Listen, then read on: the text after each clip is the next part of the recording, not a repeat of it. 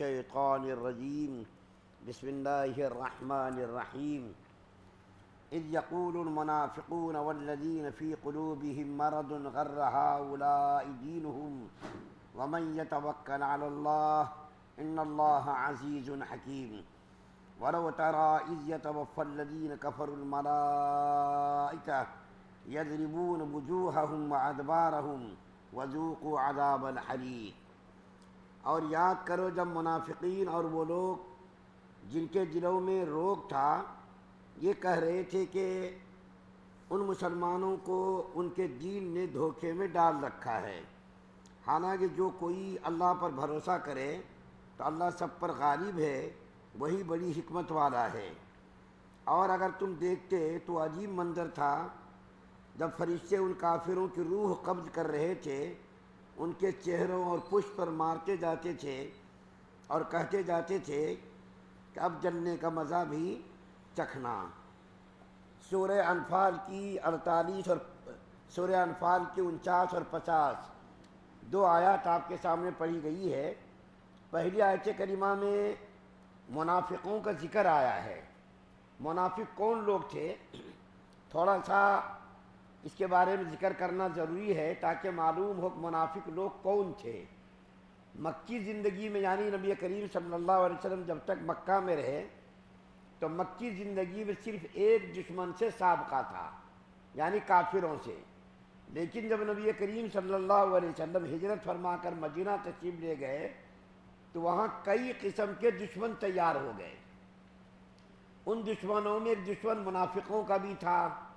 یہ منافق لوگ پہلے نہیں تھے، یہ بیچ میں آ گئے۔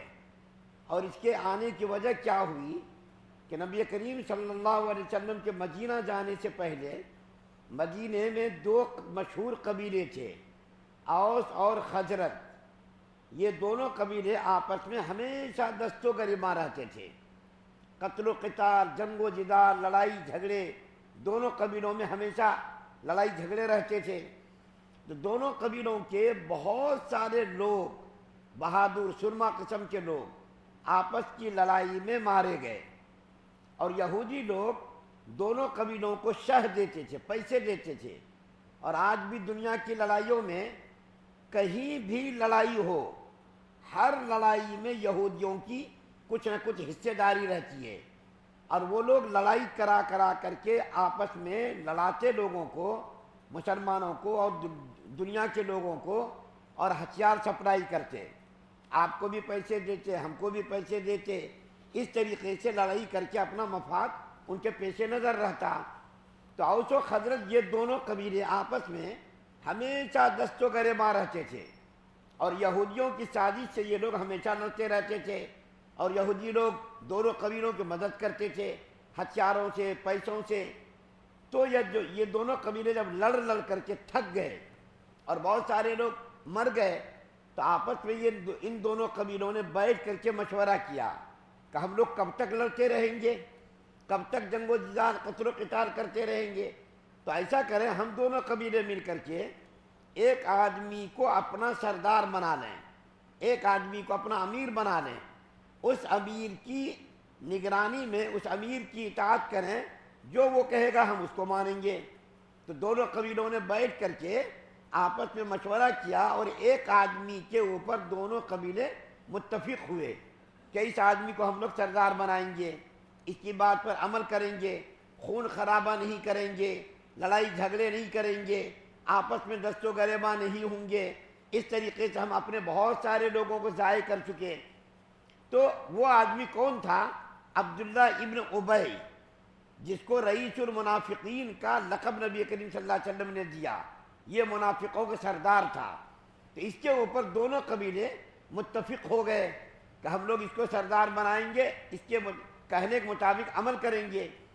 تاج پوشی کی تاریخ بھی طے ہو گئی، اس کو سردار بنانے کے لیے تاج پوشی کی تیاری بھی ہو گئی، تاریخ بھی طے ہو گئی، وقت بھی متعین ہو گیا کہ فلاں وقت میں اس کی تاج پوشی ہوگی اور اس کو سردار بنانے کا اعلان کیا جائے گا۔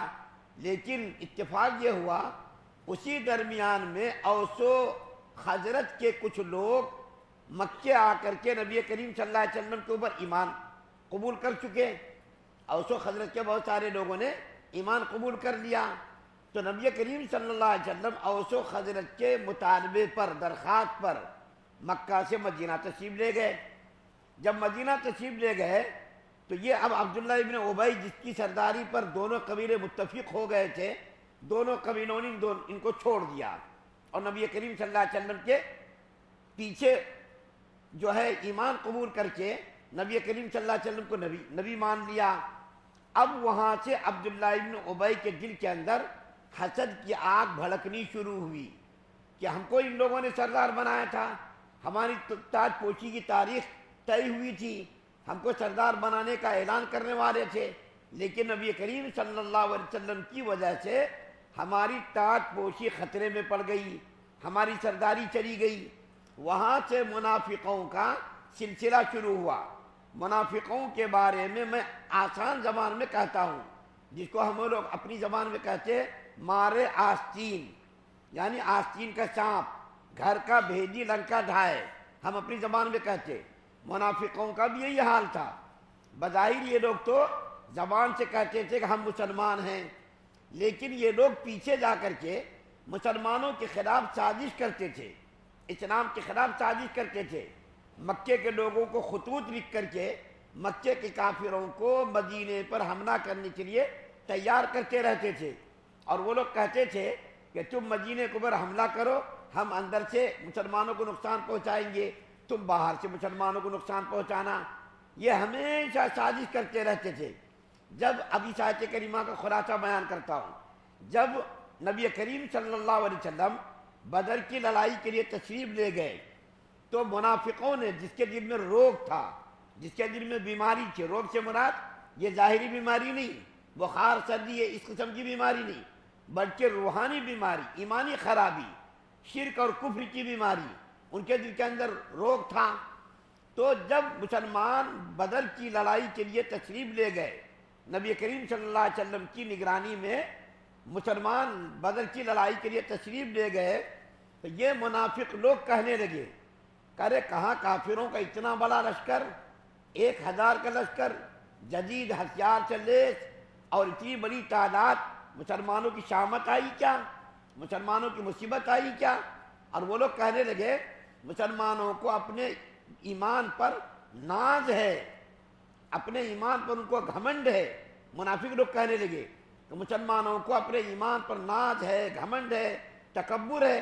ان کی موت آئی، شامت آئی کہ اتنی بڑی تعداد کے مقابلے کے لیے یہ مسلمان 313، ان کے پاس ہتھیار بھی نہیں، ان کے پاس تلوار بھی نہیں، گھوڑے بھی نہیں، اور اچھی طریقے سے ان کے پاس پوشاک بھی نہیں، ڈھال بھی نہیں، زنا بھی نہیں، کچھ بھی نہیں، بے سر و سامانی کی حالت میں مسلمان لڑنے کے لیے نکل گئے۔ منافق لوگ کہنے لگے تو اللہ تعالیٰ نے اس کا جواب دیا۔ اس کا جواب یہ دیا کہ اللہ تعالیٰ ظاہری اسباب کا محتاج نہیں ہے، اللہ تعالیٰ ظاہری اسباب کا محتاج نہیں۔ اللہ تعالیٰ تو پہلے بھی اس قسم کے واقعات لا چکا ہے۔ کم تعداد والوں نے بڑی تعداد والوں کو شکست دی ہے۔ حضرت طالوت اور جالوت وغیرہ کی لڑائیاں قرآن کے اندر مشہور ہے کہ داؤد علیہ السلام لشکر لے کر کے گئے، اور جو جابر اور ظالم بادشاہ تھا اس کو انہوں نے حضرت داؤد علیہ السلام نے شکست دی۔ 313، اس سے پہلے بھی جالوت اور طالوت کی لڑائی کے اندر بھی اسی قسم کے واقعات اور حالات پیش آئے۔ تو اللہ تعالیٰ لشکر کی تعداد کو نہیں دیکھتے کہ تم جو منافق لوگ اعتراض کر رہے ہو، تمہارے دلوں کے اندر جو روگ ہے، بیماری ہے، اور تم مسلمانوں پر اعتراض کر رہے ہو کہ مسلمان اتنی تھوڑی تعداد میں اتنی بڑی تعداد سے مقابلہ کرنے کے لیے نکل گئے۔ اللہ تعالیٰ کی ذات پر جو بھروسہ کرتا ہے اللہ تعالیٰ اس کے لیے کافی ہو جاتا۔ وَمَن يَتَوَكَّلْ عَلَى اللَّهِ، اللہ تعالیٰ تو بڑی زبردست قوت والا ہے، طاقت والا ہے۔ اللہ تعالیٰ تعداد کو نہیں دیکھتے۔ جب کسی کو فتح یاب کرنا ہوتا ہے، جب کسی کو غالب کرنا ہوتا ہے، تو تعداد کی قلت کے باوجود بھی دشمنوں پر ایمان والوں کو غالب کر دیتا ہے۔ یہ منافق لوگ جو روگ کی وجہ سے مسلمانوں پر اعتراض کر رہے ہیں، ان کا اعتراض بالکل بیکار ہے۔ اور اللہ تعالیٰ نے ایسا کیا کہ 313 کو غالب کیا اور 1000 کے لشکر کو برباد کیا، تباہ کیا، اور اللہ تعالیٰ نے اس کا مشاہدہ بھی کرایا، اور قیامت تک آنے والی نسلیں اس کا مشاہدہ کرتی رہیں گی کہ کم تعداد والوں کو زیادہ تعداد والوں پر غالب کیا، کم تعداد والوں کو فتح یاب کیا، کم تعداد والوں کو غلبہ عطا فرمایا، اور زیادہ تعداد والوں کو اللہ تعالیٰ نے مغلوب کیا، شکست سے دوچار کیا، اور اس کو تباہ و برباد کیا، ذلیل و خوار کیا۔ اللہ سے دعا اللہ ہم سب کو سننے زیادہ من کی توفیق عطا فرمائے۔ سبحان اللہ و بحمدہ، سبحانک اللہم و بحمدک، و نشہد ان